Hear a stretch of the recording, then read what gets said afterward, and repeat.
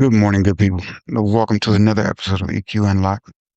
And today, as always, we're going to dig into a subject that is closely tied to emotional intelligence.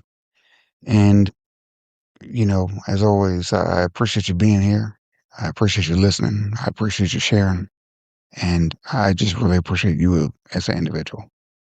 So today, we're going to talk about why nervous system regulation is the prerequisite for emotional growth. Regulation, awareness, choice. Very simple. So, have you ever got your life calm and then started feeling anxious? You know, for a long time, I never even knew that this was a thing. I never even realized this was a possibility. But then when I finally started becoming regulated, peace felt kind of threatening. The reason is that chaos had been my normal for so long that peace was just scary. For a lot of people, drama feels familiar, instability feels expected. Being in conflict makes you feel alive, but calm, well, that feels suspicious. Simply put, the nervous system doesn't crave what's healthy. It craves what's familiar. And so, actually we'll be releasing a book at the end of March, and it's called Everyone's a Suspect. And in this book I go into a little bit about the nervous system and about emotional intelligence and the things that lead us to creating that chaos. So, I'm going to step back and go back to the DYS experience. You know, inside a lot of youth facilities, when things are loud, intense, and volatile, that's what the normal is. That's what the baseline is. So, when a unit got quiet, you could actually almost feel the tension rise. But it wasn't just youth who would create the disruption when things got too stable. It was also the staff. And you might be saying, well, that's weird, right? That didn't make sense. So why did that happen? It's because the nervous system had learned that chaos was safety and that calm was vulnerability. So let's put this to different kind of in a different kind of light. As adults, people they sabotage healthy relationships. Employees actually can escalate when pressure drops. Individuals create problems when life stabilizes. Not, and this is really, really important. It's not because they want destruction. It's because stability feels unsafe.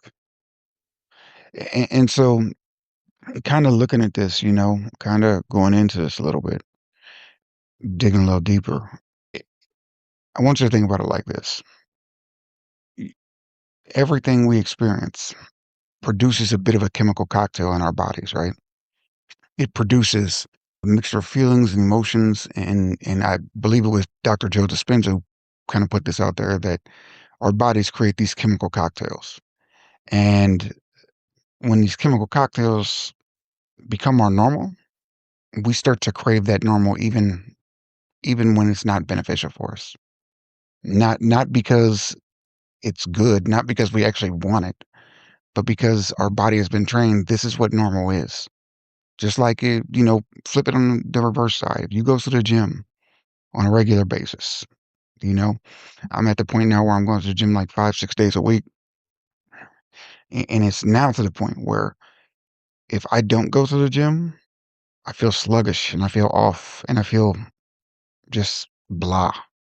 Why? Because my body now craves those chemicals that get released when I'm at the gym, right?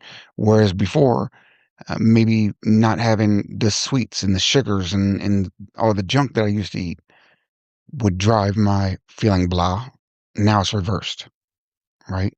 But the same thing is true with relationships. The same thing is true with, you know, different dynamics in life. You know, the one thing I learned through this journey is that regulation feels extremely boring. And so by feeling boring, right, it made me feel like something was missing, but nothing was missing. It was just what my body was used to. Well, so let's talk a little bit more about the nervous system and go into that. So when someone grows up in instability, right, their baseline becomes hypervigilance. And so instability doesn't have to mean my extreme situations. It can just mean that you have a parent who's unpredictable. You have a parent who shows up sometimes and sometimes they don't show up. It can be, you know, maybe you don't know what time dinner's going to be, and maybe you don't know when your parent is going to show you the love and affection that you deserve or needed as a child, right? That all creates this instability. And obviously, I shouldn't say obviously, but and to me, it seems pretty clear that the more stability somebody has, the easier it's going to be to return for them to return to a healthier baseline. The more instability they have, well, that's going to be harder for them to overcome later in life. And because their body expects threat, their brain constantly scans for danger. So when calm appears, there's no adrenaline, there's no urgency, there's no chaos, and the body takes that as something that's unfamiliar, and as it as a result, it's unsafe. So the system creates stimulation.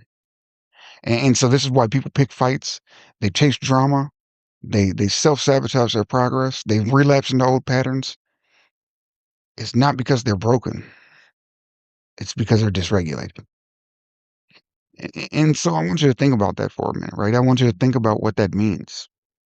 I love to people watch. I love to understand people.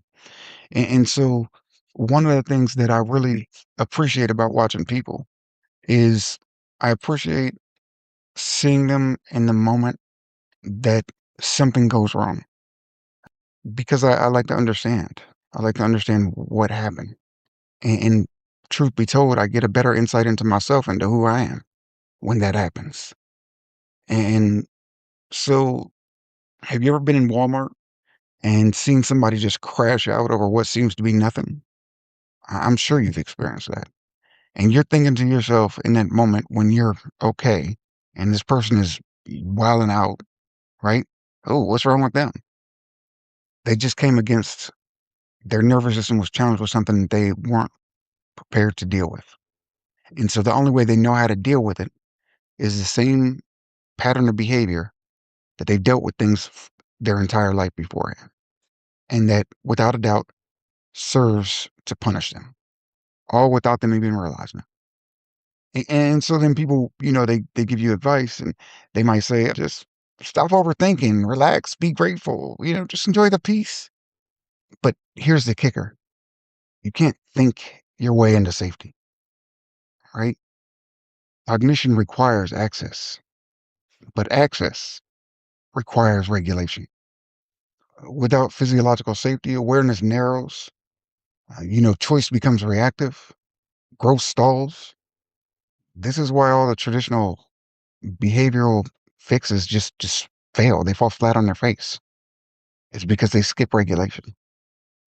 I know plenty of great therapists, amazing therapists, and I do. I know plenty of them, and I'm pleased to call them friends in most cases.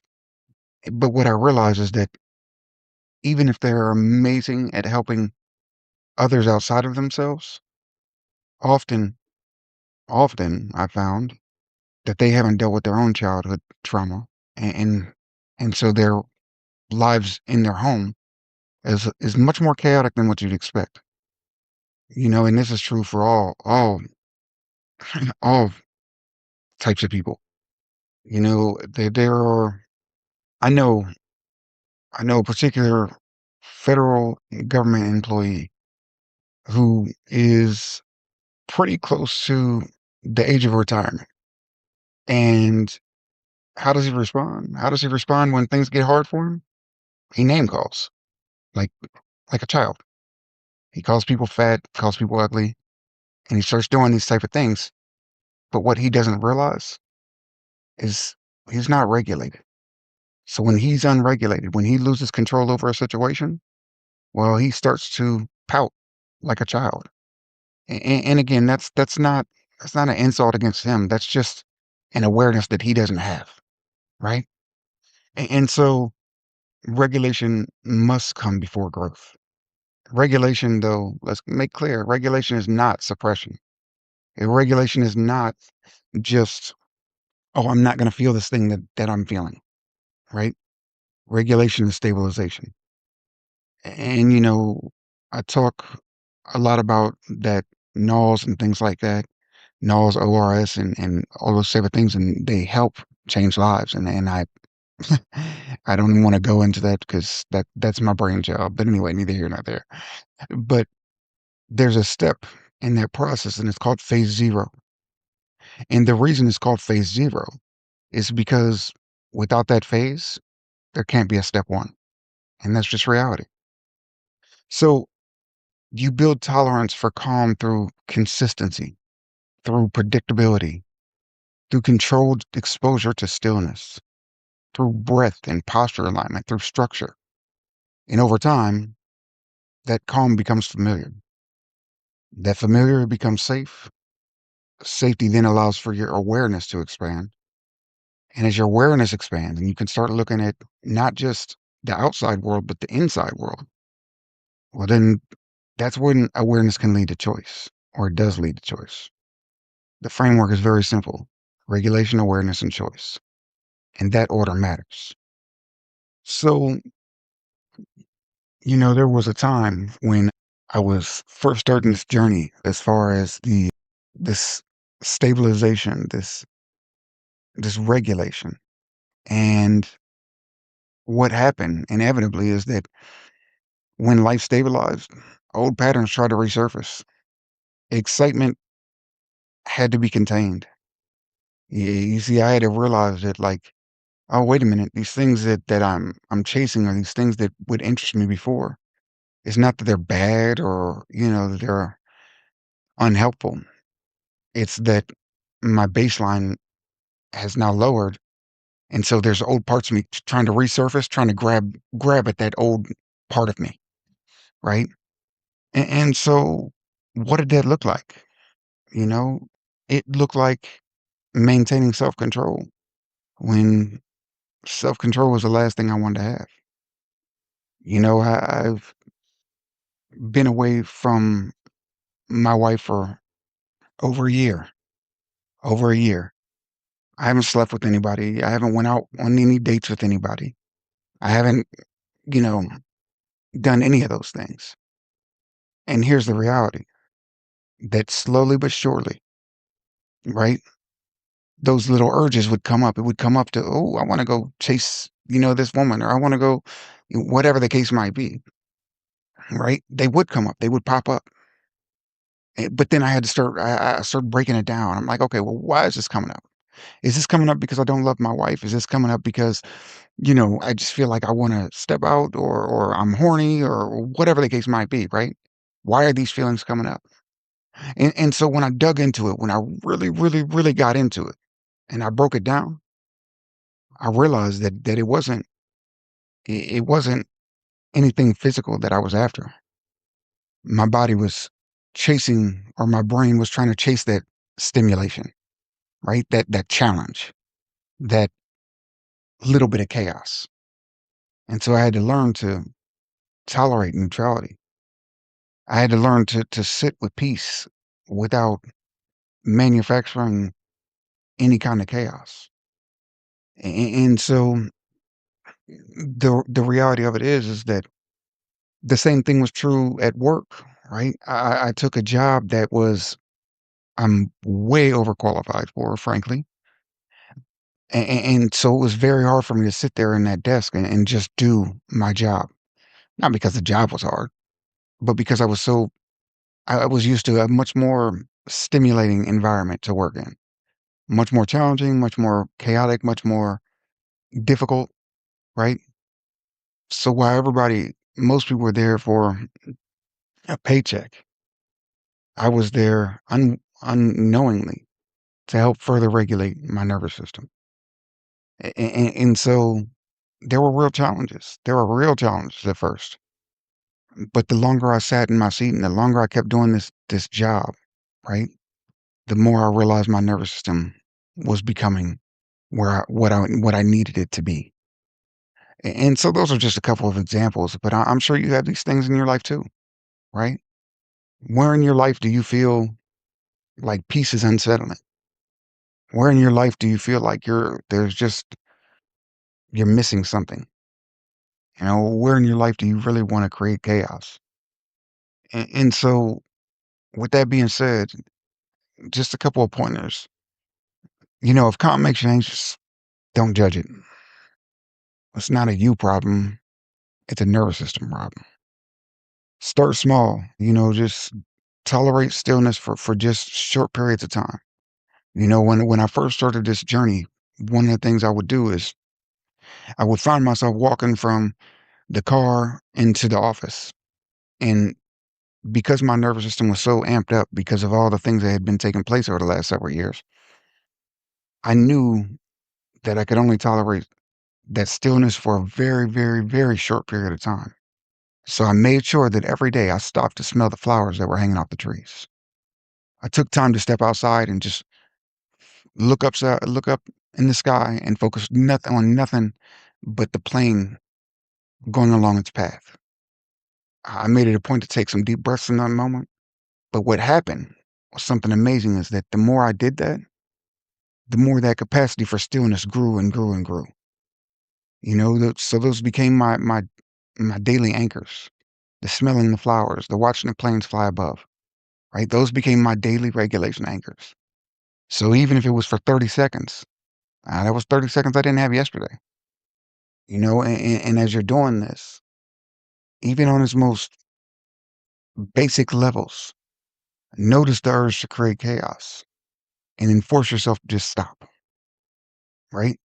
So as that regulation increases, even for 30 seconds, notice the discomfort that comes along with it and realize that that's your nervous system trying to go back to what it's used to. And repetition, that helps rewire the baseline. And that's how you create a new calm. So if peace feels uncomfortable, it doesn't mean it's wrong. It really means that your nervous system is just learning something new. Growth doesn't begin with insight. It begins with regulation. And know that you got this. You can do this. And if you do, your life will become more enjoyable than you could have ever imagined. You know, I really appreciate everybody being here and joining me. There's one more story I'm going to tell. One more story I'm going to tell as far as this subject is concerned. And, you know, there was a time when I ran and was so active that people around me, the people closest to me, knew that I was just never going to stop running. I was just never going to stop accomplishing. I wasn't going to stop being driven. I wasn't going to stop getting things done. And actually, I wasn't even getting things done. It was me being busy. It was busy work, right? And so they just knew that that's who I was. I one time went from DC to, I believe it was Clayton County, West Virginia, to help with the flood cleanup. I was so amped up and I was so driven by this internal chaos, right? And I wanted to use it for something good. And so there was a flood in Clayton County, West Virginia that I had heard about. And so my friends were going down there to do some work. They were going down there to help the people, the flood survivors, clean up the mess that had become their lives. Poor community, nothing there. And so I went down there to help them out. I went down there to help my friends out. And I didn't have the clothes or the shoes to go help appropriately. Right. So what did I do? I went out there. I didn't have the money. So I went out there in my dress shoes and was helping clean up this sludge and nastiness. And I realized that even when you're in a chaotic state internally, even that can be turned into something productive. But when you operate from a regulated state, well, your actions become more clean. They become more concise. They become more helpful. You start to feel better intentionally and on purpose. And so, you know, I look back at events like that in my life when I was dysregulated and I was amped up and I was fired up. And I look back and I just ask myself, how much different would this situation have looked? How much more could I have helped if I was regulated before I went out there to actually try and help? How many more children could I have helped if I had been regulated more of my life? How would I have handled court differently if I wasn't driven by 100 forms of fear? How would I show up different in my relationship with my creator? How would I show up differently in my relationship with my family? How would I show up differently as a father? How would I have shown up differently as a husband? And so, if you're running off of chaos and, you're creating chaos and you're just doing things that make sense but don't feel good. And I say make sense because they make sense to you, right? If you're living in that dysregulated state, the things you're doing, they make sense to you. But just because they make sense to you, or at least in my case, didn't mean they actually made sense at all. But I could only figure that out after I started living from a regulated state. And one last thing I'm going to say about this subject before I jump off of here is that after you develop this regulated state, after you develop a sense of peace internally, you never, ever, ever sell that off cheaply. That means you guard your conversations. Not guard. You protect your peace because your peace is inherently valuable. So with that, my friends, I bid you adieu. I truly appreciate you joining me for another episode of EQ Unlocked. As always, go visit the website, MatthewFStevens.com. And, there's all types of assessments on there. You can take them. They're free. Learn about your emotional, health, your emotional baseline, regulation baseline, excuse me. It's there. The assessment is free. And you never know what you might learn about yourself or how to improve that. So appreciate you joining me for another episode of EQ Unlocked. Have a wonderful day and be amazing, be you. As this episode comes to a close, take a moment to notice what stood out for you. Emotional intelligence isn't about having all the answers. It's about building awareness, understanding yourself and the people around you, and choosing how you respond, especially when things feel difficult. Growth happens through reflection and practice, not pressure or perfection. If this conversation supported you, consider sharing it with someone who may benefit from it as well. To explore more tools and resources around emotional intelligence and personal development, connect with EQ Unlocked and Knowles. Until next time, remember, better awareness leads to better choices, and better choices lead to a better life. This is EQ Unlocked.